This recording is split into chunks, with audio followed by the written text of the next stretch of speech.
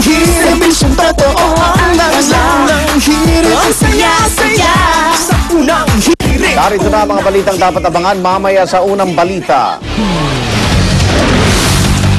Kampo ni Manny Pacquiao, pinag-aaralan ng umunay dirty moves ng kalabang si Timothy Bradley.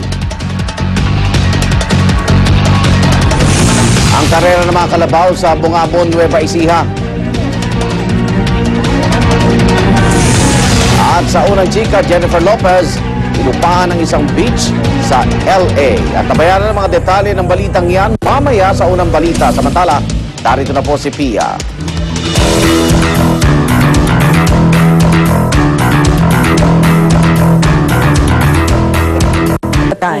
So make sure we put our foot down din pala.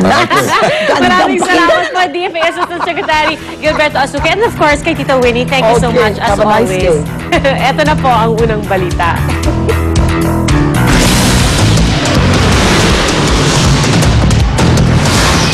Ang mga unang balita sa umagang ito. Pagpapalipad ng long-range rocket ng North Korea, inaabangan na anumang oras ngayong araw hanggang sa Lunes. Paghahanda sa mga probinsya sa Luzon na posible umanong bagsakan ng debris ng rocket, sisilipin. No fly, no fishing at no sailing zones sa iba't ibang probinsya simula na ngayong araw. Isang kahina-hinalang kahon na iniwan sa gilid ng kalsada, binulabog ang mga residente sa Barangay Pinyan sa Quezon City. Bomb squad napasugod. Magnitude 8.7 na lindol na yumanig sa Indonesia. Walang epekto sa Pilipinas, ayon sa P-Books. Ang karera ng mga kalabaw sa Bungabon, Nueva Ecija. At Jennifer Lopez, nagrenta ng isang beach sa Los Angeles, California para sa kanyang pamilya. Huwag pauli, tutok na sa unang balita.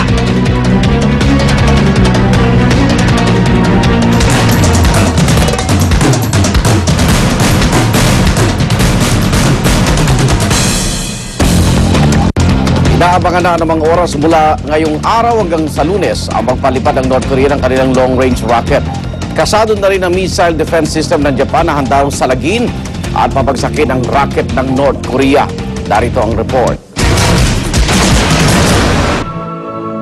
Tila hindi iniinda ng mga residente ng North Korea ang pagkundina ng international community sa naktakda nilang rocket launch sa pagitan ng araw na ito hanggang sa Lunes. Masaya nagtipo ng North Korea sa gala performance sa opening night ng International Arts Festival. Ipinagdiwang ang nakatakdang pagpapalipad ng rocket.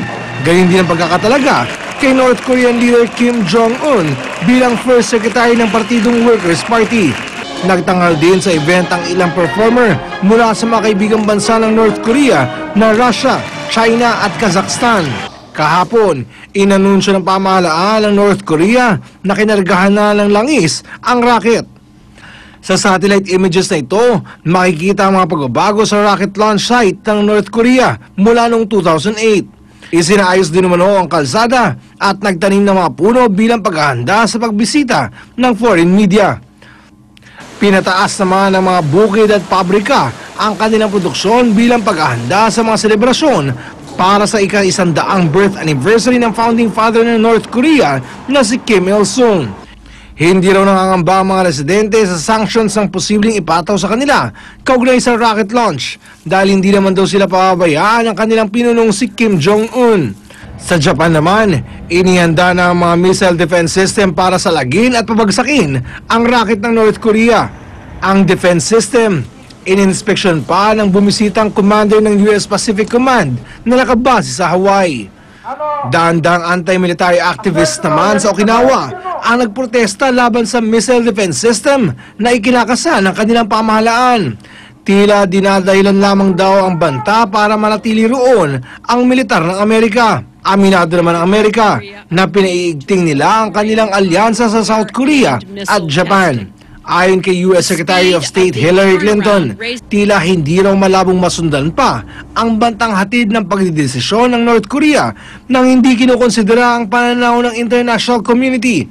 Sa kabila ng sinasabi ng North Korea na weather satellite lang ang kanilang ipapadala sa kalawakan, naniniwala ang Amerika, South Korea at Japan na ballistic missile ang rocket. Para sa unang balita, Oscar Oida reporting. Nakadeploy na ang mga quick response and recovery team sa ilang lugar sa Bicol Region. Ang QRRT